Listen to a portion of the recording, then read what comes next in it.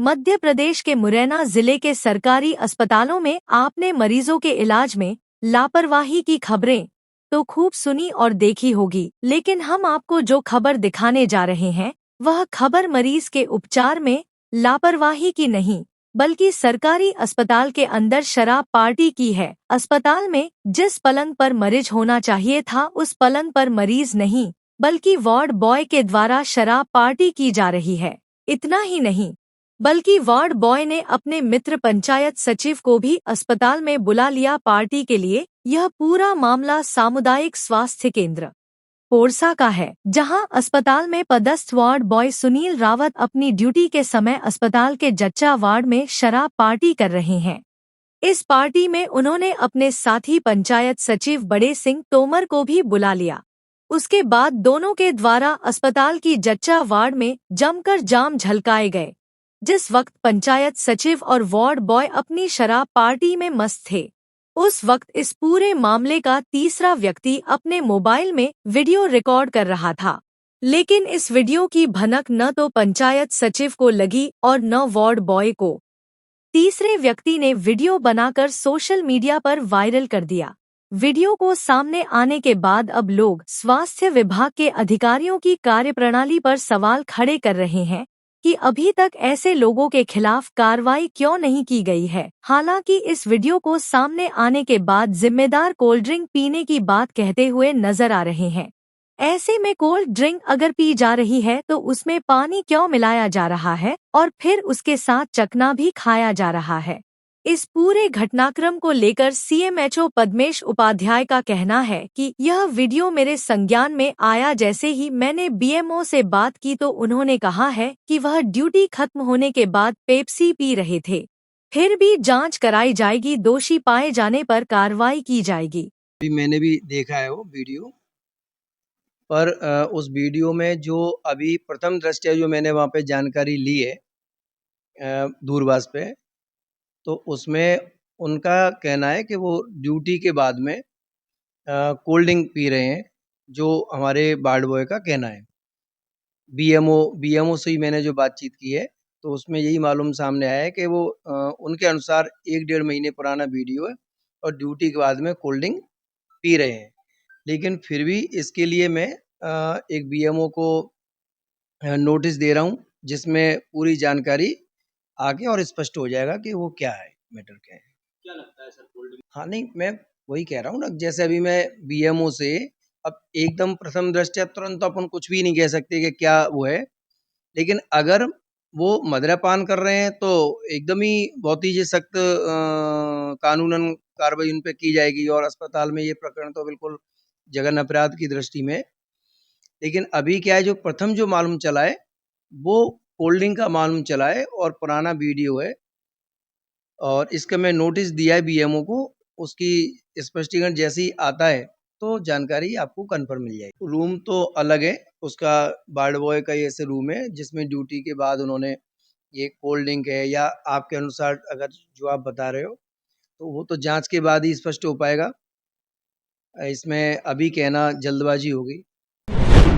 मध्य प्रदेश के मुरैना जिले के चंबल इलाके में भू माफियाओं का आतंक है। यही वजह है कि शासकीय भूमि पर अतिक्रमण का खेल जिले भर में चल रहा है। भूमाफियाओं को ना तो प्रशासन का खौफ है और ना ही ग्रामीणों की परवाह है। ताजा मामला सबलगढ़ तहसील की डबैरा ग्राम पंचायत से सामने आया है, जहां पंचायत के द्वारा बनाए गए शांति धाम पर भूमाफियाओं ने कब्जा कर लिया है।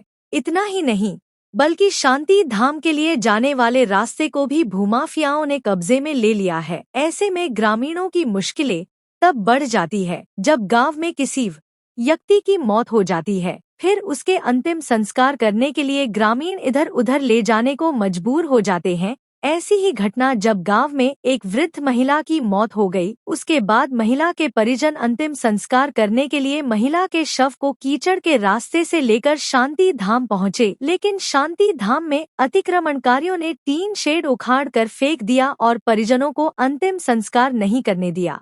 उसके बाद महिला के शव का बीच सड़क पर अंतिम संस्कार किया। लेकिन जिस वक्त महिला का अंतिम संस्कार किया गया उस वक्त बारिश नहीं हो रही थी, नहीं तो परिजनों को खासी परेशानी होती। क्योंकि बारिश के समय में खुले आसमान के नीचे अंतिम संस्कार नहीं हो पाता है। फिलहाल इस घटना को सामने आने के बाद सबलगढ़ जनपद पंचायत के सीईओ ललित कुमार चौधरी का कहना है कि यह मामला मीडिया के माध्यम से मेरे संज्ञान में आया है और मैंने पंचायत को निर्देश दे दिए हैं। संभवतः आज से ही टीन शेड लगने का कार्य शुरू हो जाएगा, जिससे बारिश के समय में ग्रामीणों को परेशानी न हो। मेरी संज्ञान की बात है, अभी मेरे आए हुए ज़्यादा समय नहीं हुआ, 2-2.5 महीने 3 महीने ही हुए। तो मेरे संज्ञान में तो ऐसी कोई ग्राम पंचायत है नहीं जिसमें शांति धाम नहीं है। पर चूँकि आज मैंने एक न्यूज़ देखी थी, तो उस संबंध में मैंने सरपंच से बात की, सचिव से बात की, हमारे असिस्टेंट इंजीनियर उनसे बात की। वहाँ शांति धाम तो बना हुआ है, लेकिन सब उसका टीन शेड तोड़ दिया गया है। सरपंच के द्वारा ठेकेदार को ठेका दे दिया गया है। टीन शेड का निर्माण जल्दी नहीं हो पाया, तो इसलिए वो शायद अंतिम संस्कार जो आप लोगों के न्यूज़ के माध्यम से मुझे ज्ञात हुआ, ये दुर्भाग्यपूर्ण है। उसकी तत्काल व्यवस्था हो रही है। जैसे ही हमारे संज्ञान में आया तो मैंने आज ही बात करी है और संभवतः आज से काम शुरू हो रहा है, होगा नहीं। और आइंदा दूसरी पंचायतों में इस प्रकार की परिस्थितियाँ निर्मित ना हो, तो मैं अभी अपने इंजीनियर्स को बुलाया है, मैंने मीटिंग रखा है, तो मैं पता लगा रहा हूँ कि किस पंचायत में ऐसी स्थितियाँ, यदि ऐसी स्थितियाँ तो उसको तत्काल सुधार करें। यूपी के आगरा के निबोहरा क्षेत्र के गांव डंडनियापुरा में भंडारे में दावत परोसने को लेकर शुरू हुआ विवाद इतना बढ़ गया कि घर पहुंचते ही दोनों पक्षों में जमकर पथराव हुआ। इस दौरान दूसरे पक्ष के युवकों ने अपने ही पिता को छत से नीचे फेंक दिया, जिसका वीडियो सोशल मीडिया पर वायरल हो रहा है। घायल को इलाज के लिए अस्पताल में भर्ती कराया गया है।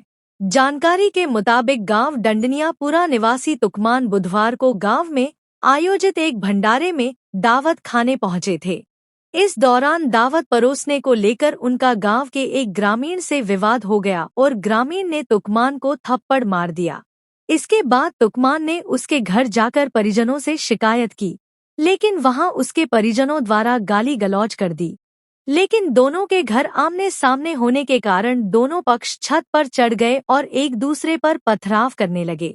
दूसरे पक्ष को फंसाने के उद्देश्य से एक पक्ष ने अपने ही पिता को छत से धक्का देकर नीचे फेंक दिया। इस घटना का वीडियो सोशल मीडिया पर वायरल हो गया है। घायल को अस्पताल में भर्ती कराया गया है, जहां उसका इलाज चल रहा है। पूर्व सीएम वसुंधरा राजे आगरा में बोली, कांग्रेस ने देश को गुलाम बनाने की कोशिश की। राजस्थान की पूर्व मुख्यमंत्री और भाजपा की राष्ट्रीय उपाध्यक्ष वसुंधरा राजे सिंधिया ने कहा कि कांग्रेस ने एक आजाद देश को गुलाम बनाने की कोशिश की। तत्कालीन प्रधानमंत्री इंदिरा गांधी ने देश में इमरजेंसी लगाकर मीडिया को बंद करा, न्यायाधीशों को भी चुप करने की कोशिश की, हजारों कार्यकर्ताओं का जेल के सींगखचों के पीछे डाला, सरकार के खिलाफ आवाज उठाने वालों को जेल भेजा गया। उस समय 1 लाख से ज्यादा लोगों को जेल के सींगखचों के पीछे डाला। वसुंधरा राजे आगरा के आरबीएस कॉलेज के सभागार में गुरुवार को कांग्रेस द्वारा लगाए गए आपातकाल के काले दिवस पर आयोजित लोकतंत्र सेनानी रक्षकों के सम्मान समारोह में बोल रही थी। उन्होंने कहा कि इंदिरा गांधी सरकार ने 25 जून को देश में इमरजेंसी थोपी थी। उन्होंने कहा कि 1971 में हुए लोकसभा चुनाव में राजनारायण सिंह इंदिरा गांधी के खिलाफ चुनाव लड़े थे। उन्होंने इंदिरा गांधी की जीत को निर्वाचन को हाईकोर्ट में चुनौती दी थी। 12 जून को हाईकोर्ट ने उनका चुनाव रद्द किया और आगामी 6 साल के लिए उनके चुनाव लड़ने पर रोक लगाया। इंदिरा गांधी को बड़ा झटका लगा। सुप्रीम कोर्ट में अपील की और आपातकाल लगा दिया। देश का रिमोट बटन इंदिरा गांधी के हाथ में आ गया था। सभी विरोधियों को जेल में भेज दिया। उन्होंने कहा कि आज भाजपा कड़े संघर्ष के बाद इस मुकाम तक पहुंची है। आज भाजपा देश की सबसे बड़ी पार्टी है। वसुंधरा राजे ने कहा कि इंदिरा गांधी के खिलाफ जब कोई लड़ने को तैयार नहीं हुआ तो यह हिम्मत राजामाता विजय राजे सिंधिया ने उठाया, भले ही वह चुनाव हार गई। उन्होंने कहा कि इमरजेंसी में लोगों के सारे मौलिक अधिकार छिन गए। आपातकाल के खिलाफ जिसने भी बोला उसे जेल भेज दिया। इंदिरा गांधी ने राजमाता को अपने पाले में लाने के लिए बहुत दौरे डाले, लेकिन वह टस से मस नहीं हुई। उन्होंने इंदिरा गांधी के प्रस्ताव को साफ ठुकरा दिया। उन्होंने इंदिरा गांधी से कह दिया था कि मैं डरती नहीं हूँ, जो करना है कर लीजिए, मैं जो ज्योत लेकर निकली हूँ उसे बुझने नहीं दूंगी। वसुंधरा राजे ने कहा कि इंदिरा गांधी समझती है कि राजमाता महलों की रानी है, जल्द ही जेल में टूट जाएंगी, लेकिन ऐसा नहीं हुआ। उन्होंने कहा कि हम सभी को आज देश को कांग्रेस से दूर रखने के लिए जो भी करना पड़ेगा करेंगे। इस मौके पर उन्होंने आगरा शहर और जिले के लोकतंत्र रक्षक सेनानियों का सम्मान किया। इस दौरान केंद्रीय मंत्री प्रोफेसर SP सिंह बघेल, विधायक पुरुषोत्तम खंडेलवाल, रानी पक्षालिका सिंह, डॉक्टर धर्मपाल सिंह, छोटे लाल वर्मा, भगवान सिंह कुशवाहा, बीजेपी जिलाध्यक्ष प्रशांत पौनिया और महानगर अध्यक्ष राजकुमार गुप्ता सहित अन्य भाजपाई शामिल रहे। पार्टी और सरकार ने आपातकाल को 50 साल होने पर काला दिवस के रूप में 25-26 जून को देश भर के हर जिला मुख्यालय पर इसको लोकतंत्र की हत्या दिवस मना रहे हैं, जिसमें आज मुख्य अतिथि के रूप में श्रीमती वसुंधरा राजे आई हैं। उन्होंने अपनी माता राजमाता सिंधिया की गिरफ्तारी से लेकर और उस समय की राजनीतिक, सामाजिक, आर्थिक परिस्थितियों का वर्णन किया। जब हम ये कहते हैं कि हम लोकतंत्र की माँ हैं तो हमें वैश्विक स्तर पर शर्मिंदा होना पड़ता है जब कोई हमें टोक देता है कि आप लोकतंत्र की माँ हैं। तो 19 महीने में 1,05,000 लोगों को गिरफ्तार किया गया, 7,000 पत्रकारों को DIR मीसा में सेंसरशिप लागू गई, अखबारों की बिजली काटी गई, नसबंदियाँ हुई, JP को बंद किया गया, डायलिसिस पे आना पड़ा उनको, आचार्य कृपलानी बंद हुए, नागार्जुन बंद हुए, अटल जी अडवाणी, मुरली मनोहर जोशी, राजनाथ सिंह, कुशाभाऊ ठाकरे और सुंदर सिंह भंडारी तो हुई गिरफ्तार। सेकेंड पीढ़ी के लोग भी, जिसमें मुलायम सिंह यादव, मधु देवते, मधु लेमे, जॉर्ज फर्नांडिस साहब, संपूर्ण विपक्ष को जेल भेजा था। तो ये लोकतंत्र की हत्या थी। और बस नई पीढ़ी को ये बताना चाहता हूँ कि इमरजेंसी 3 स्थिति में लगती है: देश को बाहरी खतरा हो, आंतरिक अशांति हो, वित्तीय संकट हो। तीनों स्थिति नहीं थी। इंदिरा गांधी का चुनाव जो रायबरेली से हुआ था 1971 में, राजनारायण जी ने वो प्रत्याशी थे, उन्होंने ग्रेट की, जिसमें उस इलेक्शन को बोगस बनाया गया। इंदिरा गांधी 6 साल के लिए चुनावी राजनीति से दीवार की गई। पेड़ से लटका मिला किशोरी का शव, जांच में जुटी पुलिस। धौलपुर शहर के सदर थाना क्षेत्र के घेट गांव के पास गुरुवार सुबह एक किशोरी का शव पेड़ से लटका हुआ मिला। मृतका की पहचान सहानपुर गांव की 16 वर्षीय राधा पुत्री प्रताप सिंह निवासी सहानपुर के रूप में हुई है। ग्रामीणों की सूचना पाकर मौके पर पहुंची पुलिस ने शव को नीचे उतारा और जिला अस्पताल धौलपुर की मोर्चरी में रखवा दिया। सदर थाना धौलपुर के ASI गिरवरलाल ने बताया कि उन्हें घेट गांव के पास शव लटके होने की सूचना मिली थी।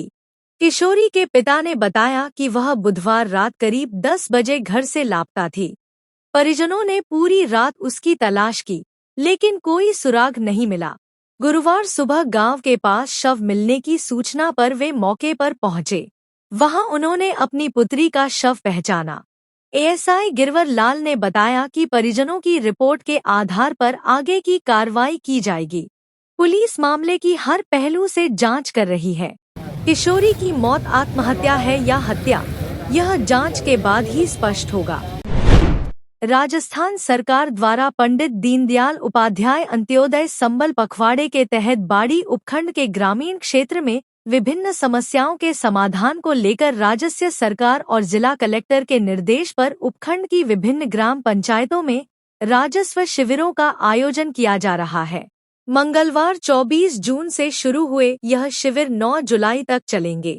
गुरुवार को तीसरे दिन शिविर का आयोजन उपखंड की ग्राम पंचायत धीमरी, इब्राहिमपुर और धन्नूकापुरा में किया गया। इन शिविरों में उपखंड अधिकारी भगवत शरण त्यागी, तहसीलदार उत्तम बंसल के साथ विभिन्न विभागों के अधिकारी, सरपंच, ग्रामीण जनप्रतिनिधि एवं ग्राम पंचायत अधिकारी मौजूद रहे, जिन्होंने शिविर में आए ग्रामीणों की विभिन्न समस्याओं का समाधान किया। शिविर आयोजन को लेकर तहसीलदार उत्तम चंद बंसल ने बताया कि राज्य सरकार द्वारा पंडित दीनदयाल उपाध्याय अंत्योदय संबल पखवाड़े का आयोजन किया जा रहा है। इस पखवाड़े के तहत 24 जून से 9 जुलाई तक विभिन्न ग्राम पंचायत में शिविरों का आयोजन किया जाएगा। शुक्रवार को ग्राम पंचायत कांसपुरा, टोटरी और गढ़ी खिराना में शिविरों का आयोजन किया जाएगा।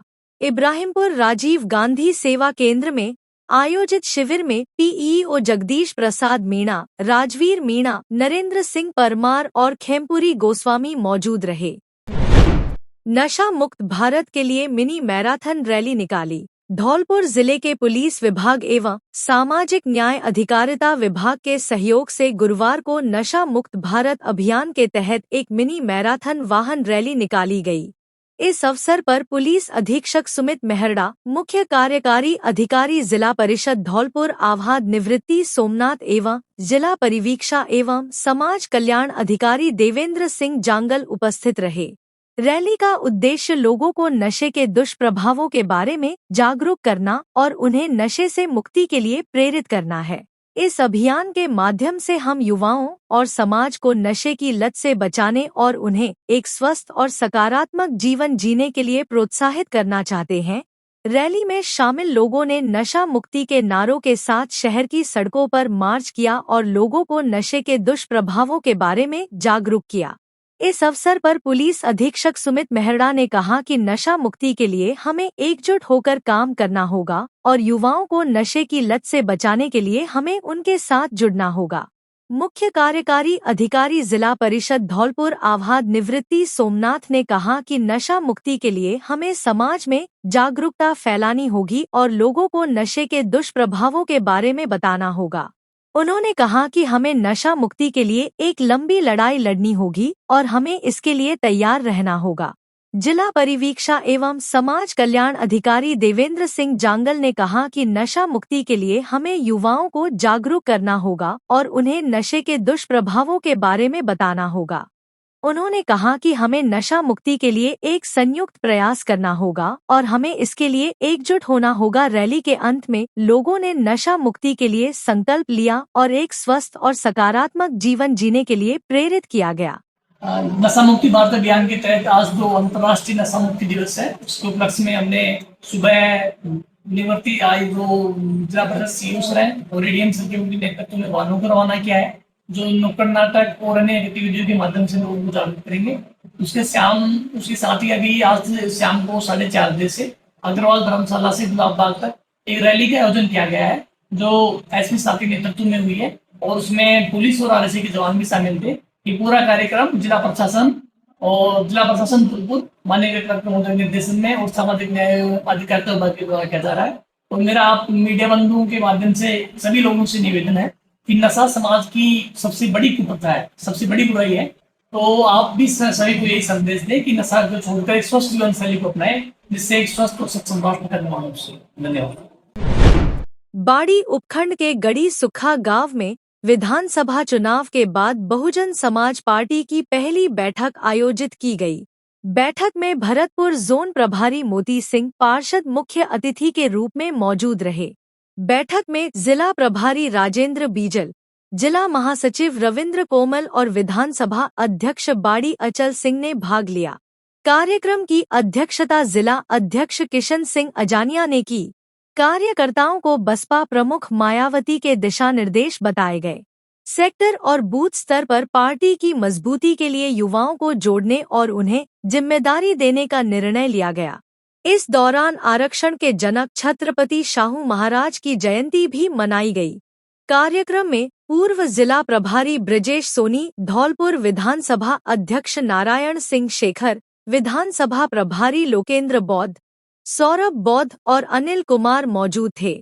इसके अलावा पूर्व सरपंच विजेंद्र सिंह, अरविंद बौद्ध, रणवीर सिंह, हरिलाल, राम सेवक, अरुण ठेकेदार, सुरेंद्र सिंह समेत कई कार्यकर्ता और ग्रामीण उपस्थित रहे। विभिन्न आपराधिक मामलों में 2 आरोपी गिरफ्तार। धौलपुर जिले की सरमथुरा थाना पुलिस ने कार्रवाई करते हुए अलग अलग मामलों में 2 आरोपियों को गिरफ्तार किया है। थाना प्रभारी कृपाल सिंह ने बताया कि वन विभाग के कर्मचारी के साथ मारपीट व राजकार्य में बाधा पहुंचाने के वांछित आरोपी छोटू पुत्र राय सिंह मीना बरौली और अवैध शराब मामले में फरार चल रहे आरोपी राम निवासी पुत्र सियाराम जाटव निवासी नोरावली थाना रामपुर कला जिला मुरैना हाल बीटीआई कॉलेज सबलगढ़ मध्य प्रदेश को गिरफ्तार किया है।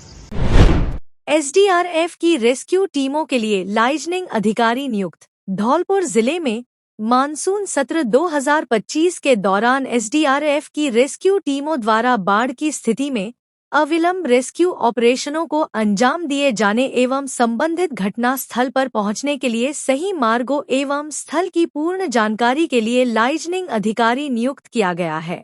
जिला कलेक्टर श्रीनिधि बीटी ने बताया कि बाढ़ एवं अतिवृष्टि के दौरान एसडीआरएफ टीमों द्वारा रेस्क्यू संबंधी गतिविधियों, आवश्यक सहयोग एवं समन्वय के लिए उप नियंत्रक नागरिक सुरक्षा विभाग एवं उपखंड अधिकारी धौलपुर डॉक्टर साधना शर्मा को लाइजनिंग अधिकारी नियुक्त किया गया है। उन्होंने निर्देश दिए कि मानसून सत्र 2025 में एसडीआरएफ टीमों द्वारा रेस्क्यू ऑपरेशनों के दौरान एसडीआरएफ टीमों से समन्वय करते हुए निर्देशानुसार कार्यवाही किया जाना सुनिश्चित करें। 7 वर्ष से लंबित समस्या का शिविर में हुआ समाधान। धौलपुर जिले की ग्राम पंचायत शाहपुरा में आयोजित पंडित दीनदयाल उपाध्याय अंत्योदय संबल शिविर में शाहपुरा निवासी मुन्नालाल पुत्र अंतराम ने उपखंड अधिकारी डॉक्टर साधना शर्मा के समक्ष अपनी 7 वर्षों से लंबित वेदना रखी। विगत 7 वर्षों से वे विभिन्न कार्यालयों के चक्कर काट रहे थे, किंतु कोई ठोस समाधान नहीं मिल पा रहा था। शिविर में प्रकरण सुनते ही उपखंड अधिकारी डॉक्टर शर्मा ने तत्परता दिखाते हुए भू अभिलेख निरीक्षक से रिपोर्ट तलब की तथा मौके पर उपस्थित तहसीलदार देवेंद्र तिवारी को निर्देशित किया कि समस्त हटे हुए नामों की शुद्धि तत्काल की जाए।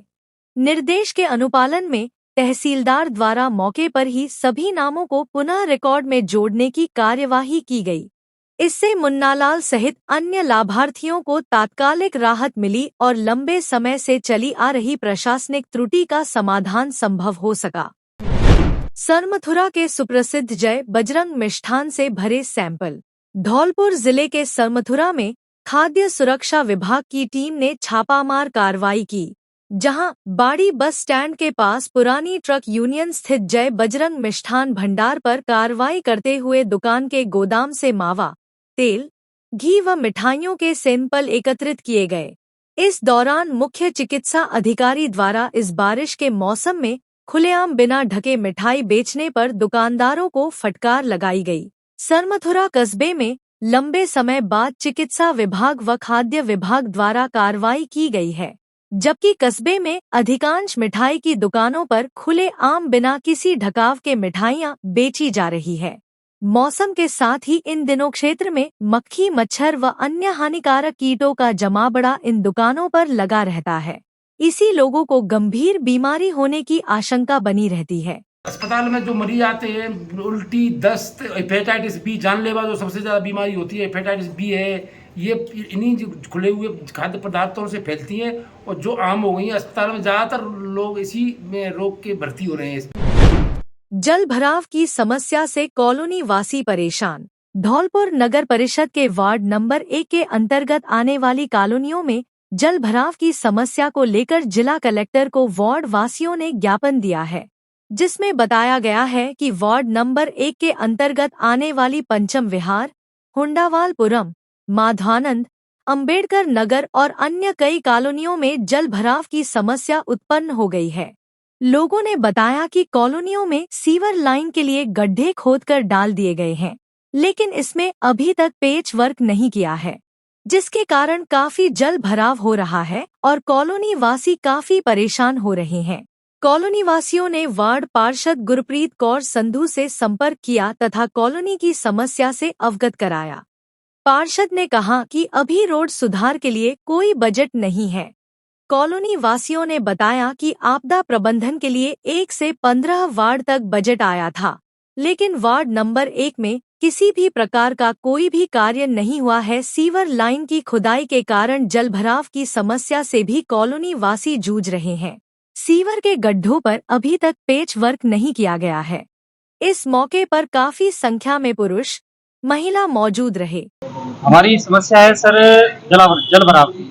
हमारी कॉलोनी में क्या है, बरसात के समय अत्यधिक जल भराव हो जाता है, जिसके कारण आए दिन कई प्रकार की दुर्घटना होती रहती है। जो स्कूली छात्र हैं उनको आने जाने में समस्या रहती है, जो मजदूर वर्ग के लोग हैं उनको भी आने जाने में समस्या रहती है। कुल मिला के सभी जो लोग हैं उनको आने जाने में अत्यधिक परेशानी का सामना करना पड़ रहा है। दूसरी जल भराव की समस्या हो गई। दूसरा जो रोड बाकी बचे हुए थे कुछ छोटे मोटे, तो सीवर लाइन की वजह से सारे रोड तोड़ दिए गए हैं। कई जगह बहुत गहरे खड्डे हो गए हैं जिनमें आए दिन पानी भरता रहता है, दुर्घटना होने की भी संभावना है। दूसरा, आगे से सीवर लाइन डलने के बाद जो कंपनी सीवर लाइन डाल रही है उनका काम है सीवर लाइन डालने के बाद पेच वर्क करना, उन पर पेच वर्क भी नहीं किया गया है किसी भी प्रकार का। दूसरी बात ये थी सर कि हम वार्ड मेंबर के पास गए थे सुबह आज, तो उन्होंने एक आपत्ति रिपोर्ट हमें दी है। जो आपत्ति रिपोर्ट है उसमें लिखा हुआ है कि जो आपदा प्रबंधन के तहत 3 लाख रुपए या जो भी राशि इससे हुई थी मरम्मत और गिट्टी डालने के लिए हुई थी वार्ड नंबर 1 से 15 तक। हमारे वार्ड नंबर 1 में आज तक एक भी ट्रॉली मरम या मिट्टी की नहीं डाली गई है। तो हम माननीय कलेक्टर महोदय से कहना चाह रहे हैं कि आप इसकी जांच करवाइए कि मरम गिट्टी कहाँ गई। दूसरा, हमारे जो रास्ते हैं उनको दुरुस्त करवाने की जरूरत है। आपातकाल के ऊपर मॉक पार्लियामेंट में हुई बहस। कांग्रेस द्वारा लगाए गए आपातकाल के काले अध्याय के 50वें वर्ष पर युवा मोर्चा धौलपुर द्वारा नगर परिषद के सभागार में मॉक पार्लियामेंट कार्यक्रम का आयोजन किया गया, जिसमें सभागार को लोकसभा सदन की तर्ज पर आयोजित किया गया। सदन में सत्तारूढ़ दल के सदस्य एवं विपक्षी दल के सदस्यों में बहस का आयोजन भी हुआ। अंत में श्रेष्ठ भाषण के लिए पुरस्कार वितरण भी किया गया। सदन में अध्यक्ष के रूप में युवा मोर्चा के प्रदेश मंत्री अर्जुन धावई एवं अरुण प्रधान रहे। इस मौके पर कार्यक्रम संयोजक युवा मोर्चा जिला महामंत्री पुष्पेंद्र सिंह राजावत, सह संयोजक विवेक रावत, योगेश प्रताप सिंह, पवन त्यागी, मनरूप मीना, विशंभर शर्मा, राजीव रस्तोगी, सत्येंद्र पाराशर, धीर सिंह, मदन कोली आदि मौजूद रहे। वाल्मीकि समाज ने भाजपा जिलाध्यक्ष का किया स्वागत। धौलपुर जिले के बसेड़ी कस्बे की हरिजन बस्ती में वाल्मीकि समाज द्वारा भारतीय जनता पार्टी धौलपुर के नवनियुक्त जिला अध्यक्ष राजवीर सिंह राजावत का माला व साफा पहनाकर स्वागत किया गया। कार्यक्रम में भाजपा मंडल अध्यक्ष भैरव सिंह परमार, पूर्व सरपंच पिंटू परमार, मंडल महामंत्री कवेंद्र परमार, महामंत्री महेंद्र कोली, पवन शर्मा, किसान मोर्चा मंत्री सत्यपाल गुर्जर सहित भाजपा बसेड़ी मंडल के समस्त कार्यकर्ताओं का माला एवं साफा पहनाकर स्वागत किया गया। इस दौरान जिलाध्यक्ष राजवीर सिंह राजावत ने कहा कि हमें छुआछूत और जातिवाद जैसी कुरीतियों से ऊपर उठकर सभी समाजों के हित में कार्य करना है। हमारा उद्देश्य है कि समाज में समरसता और एकता बनी रहे। भाजपा संगठन हर वर्ग के लोगों के लिए सशक्त मंच बने। उन्होंने सभी समाजों के सहयोग और समर्थन के लिए धन्यवाद ज्ञापित किया। इस दौरान किशोरी बाबूजी, पप्पू वाल्मीकि, राणा, अमित, शिवम, राकेश, ओम प्रकाश नेताजी आदि उपस्थित रहे। भारतीय जनता पार्टी अंत्योदय की योजना से पंडित दीनदयाल जी उपाध्याय जी ने जो हमको एकात्म मानववाद दर्शन दिया, उसके आधार पर हमारी पार्टी काम करती है। अंत्योदय योजना जिसके निमित्त हमारी सरकार चला रही, अंतिम व्यक्ति गरीब का कल्याण कैसे हो, इसी को निमित्त ध्यान में रखते हुए मैं हरिजन समाज के लोगों ने, समाज के हरिजन, धोबी समाज, इन सब लोगों ने मेरा स्वागत किया। इसको मैं बहुत अच्छा फील करता हूँ और इन सब को ध्यान में रख करके मैं भारतीय जनता पार्टी को आगे लेके जाऊंगा। गहरे गड्ढों में तब्दील हुआ खैरागढ़ बाड़ी राजमार्ग। आवागमन में हो रही परेशानी, समस्या की ओर प्रशासन का नहीं है ध्यान। धौलपुर जिले के सैंपो से होकर गुजर रहा खैरागढ़ बाड़ी राजमार्ग कई जगह से क्षतिग्रस्त हालत में पड़ा हुआ है। इस स्टेट हाईवे के हालात कंचनपुर थाना क्षेत्र के ग्राम सौहा पर काफी बदतर बने हुए हैं। मुख्य सड़क पूरी तरह क्षतिग्रस्त हो गई है। गांव के बीचों बीच से गुजर रहे राजमार्ग पर लगभग 500 मीटर तक सड़क का हिस्सा पूरी तरह गड्ढों में तब्दील हो गया है। सड़क पर हो रहे गहरे गड्ढों में अब बरसात का पानी भर जाने से वाहन चालकों के लिए समस्या और अधिक गहरी हो गई है। गड्ढों में पानी भरा होने से वाहन चालकों को सड़क का आभास नहीं हो पाता है। दोपहिया वाहन चालक इन गहरे गड्ढों में भरे पानी में गिरते हुए देखे जाते हैं, जिससे अनेकों लोग राजमार्ग पर हो रहे गड्ढों में भरे पानी में गिरने से चोटिल हो रहे हैं। ऐसे में समस्या काफी चिंताजनक बनी हुई है। ग्रामीणों ने बताया कि यह राजमार्ग धौलपुर करौली नेशनल हाईवे को जोड़ता है, जिसको लेकर यहां से बड़ी संख्या में लोगों का आवागमन रहता है। लेकिन संबंधित विभाग के अधिकारियों की अनदेखी के चलते इस राजमार्ग में गहरे गहरे गड्ढे हो गए हैं, जिनमें पानी भरने से अधिकतर दुपहिया वाहन चालक हर रोज हादसे का शिकार हो रहे हैं। वहीं 4 व्हीलर गाड़ियों का पहिया गड्ढों में फंसने से इनको अन्य वाहनों से खींचकर निकालना पड़ता है। लोगों ने बताया कि उनके द्वारा कई बार प्रशासन से शिकायत की गई है, लेकिन इस ओर कोई भी ध्यान नहीं दिया जा रहा है। जिला कलेक्टर ने लोकतंत्र सेनानियों का किया सम्मान। धौलपुर जिला स्तरीय लोकतंत्र सेनानियों का सम्मान समारोह जिला कलेक्ट्रेट सभागार में आयोजित किया गया। समारोह में जिला कलेक्टर श्रीनिधि बीटी ने लोकतंत्र सेनानी हरिहर शर्मा पुत्र स्वर्गीय देवी प्रसाद शर्मा, हरिशंकर शर्मा पुत्र स्वर्गीय बाबूलाल शर्मा की धर्मपत्नी कुंजलता शर्मा, राजाराम पुत्र स्वर्गीय रामेश्वर दयाल वैश्य की धर्मपत्नी लीलावती का शॉल माला एवं किट प्रदान कर सम्मानित किया। इस अवसर पर भाजपा जिला अध्यक्ष राजवीर सिंह राजावत ने लोकतांत्रिक मूल्यों की रक्षा के लिए लोकतंत्र सेनानियों द्वारा किए गए संघर्षों को याद करते हुए अद्भुत जीवंत भरे व्यक्तित्व की सराहना की। उन्होंने लोकतंत्र सेनानियों के आदर्शों तथा समाज एवं देश के लिए की गई उनकी अविस्मरणीय सेवाओं का स्मरण कराते हुए अदम्य आत्मविश्वास, देशभक्ति के जज्बे एवं लोक जागरण की दिशा में प्रेरक व समर्पित भूमिका को ऐतिहासिक बताया। अगर आप किसी ऐसे बच्चे को जानते हैं जिसका फ्यूचर ब्राइट होना चाहिए, तो ये वीडियो जरूर देखें। बड़े ड्रीम्स के लिए बड़ा सपोर्ट चाहिए। Kids angels convent school Dholpur सपनों को रियलिटी में बदलने के लिए यहाँ है। हम एक स्पेशल एडमिशन टेस्ट अनाउंस कर रहे हैं उन बच्चों के लिए जिन्होंने अपने पेरेंट्स या फादर को खो दिया है और फाइनेंशियल प्रॉब्लम्स झेल रहे हैं। टॉप 5 बच्चों को मिलेगी बिल्कुल फ्री एजुकेशन, फ्री बुक्स और यूनिफॉर्म्स भी। कोई फीस नहीं, कोई टेंशन नहीं, बस प्योर लर्निंग और growth. Applications the 25th of June तक ओपन है और test the 1st of July को है। ये चांस मिस मत करना। धौलपुर के पेरेंट्स, गार्डियंस और प्यारे नागरिकों ये बात सब तक पहुंचाएं। इन बच्चों को सपोर्ट करें। चलो उन्हें वो ब्राइट फ्यूचर दें जो वो डिजर्व करते हैं। ज्यादा डिटेल्स के लिए हमें कॉल करें 9309011959 या 7014186759 पर। याद रखना, हर बच्चे को शाइन करने का चांस मिलना चाहिए। चलो मिलकर इसे पॉसिबल बनाते हैं। किड्स एंजल्स कॉन्वेंट स्कूल, जहां ड्रीम्स ऊंची उड़ान भरते हैं। हेलो धौलपुर, नया एकेडमिक ईयर शुरू हो चुका है और इमैनुअल स्कूल्स के एडमिशन प्रोसेसेस भी। अप्रैल 1 से आप अपने बच्चों को इमैनुअल परिवार के साथ जोड़ सकते हैं। इमैनुअल 37 ईयर्स से धौलपुर में एक्सीलेंट एजुकेशन को प्रोवाइड करता है।